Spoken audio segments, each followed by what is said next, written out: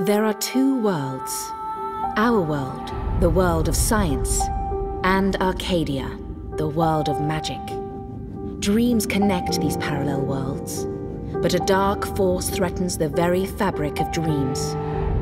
Zoe Castillo holds the power to shape dreams and save us from the undreaming, but she is trapped in a place called the Storytime.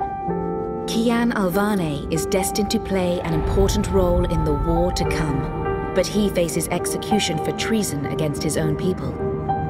They are both about to be reborn. A new story is about to begin. Their paths will intersect, and at the end of their journey, they will face the Thief of Dreams.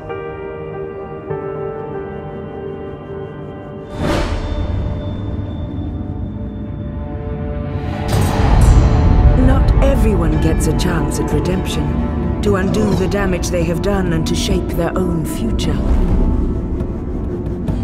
There is always choice, and for every choice, there are consequences.